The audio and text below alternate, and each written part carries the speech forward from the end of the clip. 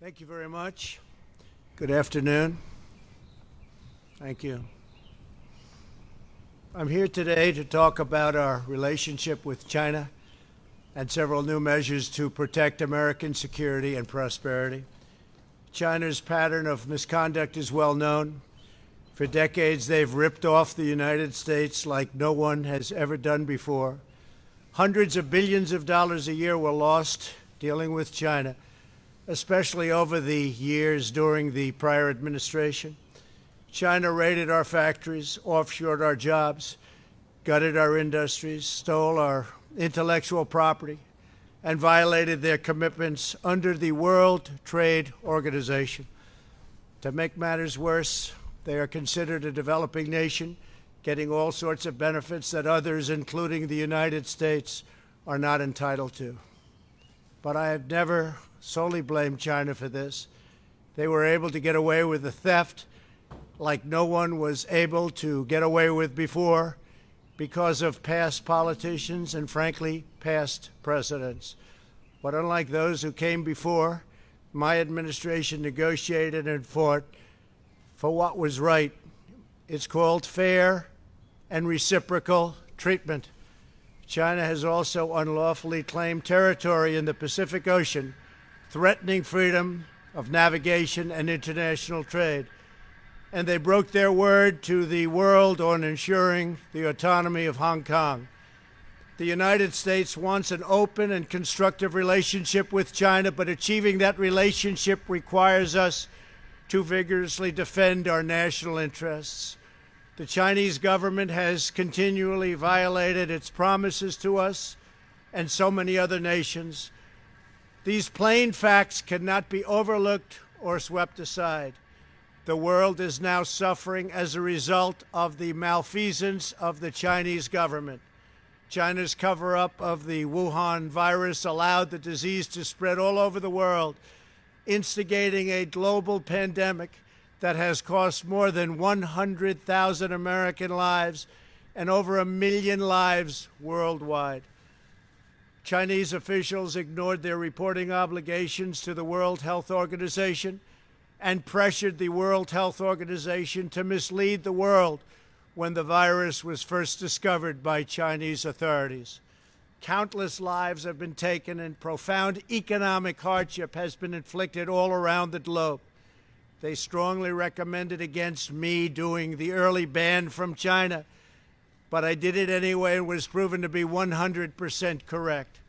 China has total control over the World Health Organization, despite only paying $40 million per year compared to what the United States has been paying, which is approximately $450 million a year.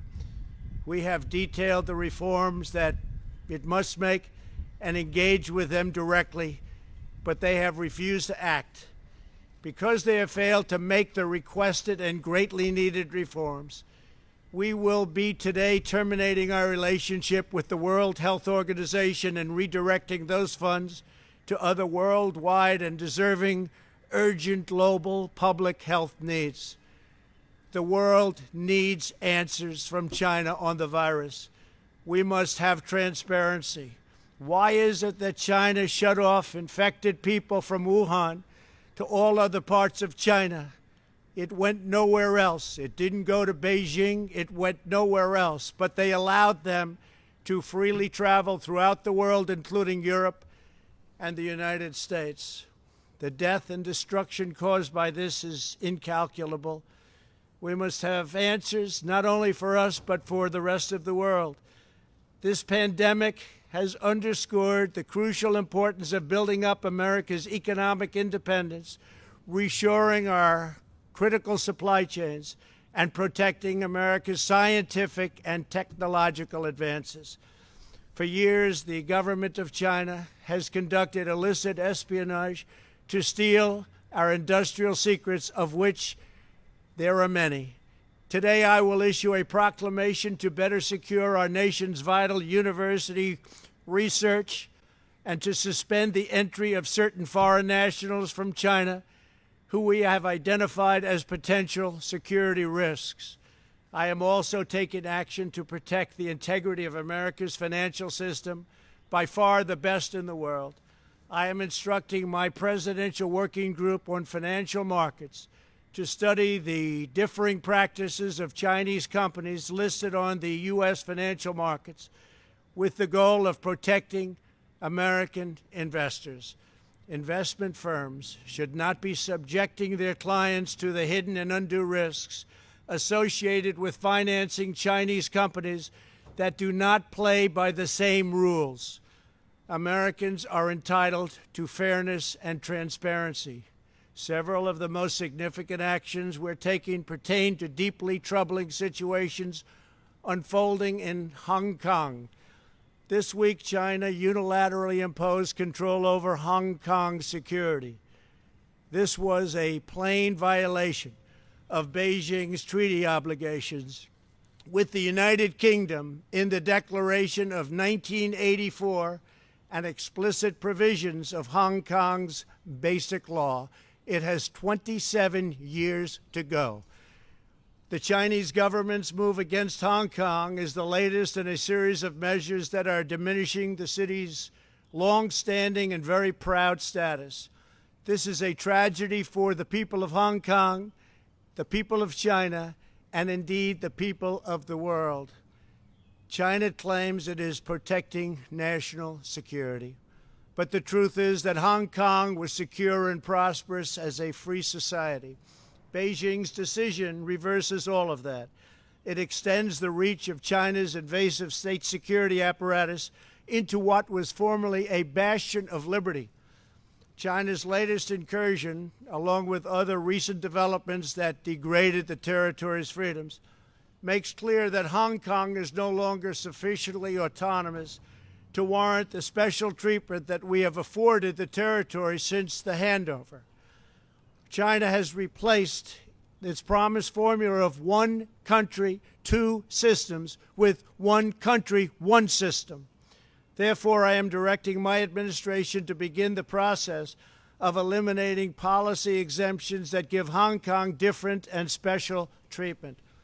My announcement today will affect the full range of agreements we have with Hong Kong, from our extradition treaty to our export controls on dual-use technologies and more, with few exceptions. We will be revising the State Department's travel advisory for Hong Kong to reflect the increased danger of surveillance and punishment by the Chinese state security apparatus. We will take action to revoke Hong Kong's preferential treatment as a separate customs and travel territory from the rest of China. The United States will also take necessary steps to sanction PRC and Hong Kong officials directly or indirectly involved in eroding Hong Kong's autonomy and just, if you take a look, absolutely smothering Hong Kong's freedom. Our actions will be strong. Our actions will be meaningful. More than 2 decades ago, on a rainy night in 1997, British soldiers lowered the Union flag and Chinese soldiers raised the Chinese flag in Hong Kong. The people of Hong Kong felt simultaneously proud of their Chinese heritage and their unique Hong Kong identity. The people of Hong Kong hoped that in the years and decades to come, China would increasingly come to resemble its most radiant and dynamic city. The rest of the world was electrified by a sense of optimism that Hong Kong was a glimpse into China's future, not that Hong Kong would grow into a reflection of China's past. In every decision, I will continue to proudly defend and protect the workers, families, and citizens of the United States of America. Thank you very much. Thank you.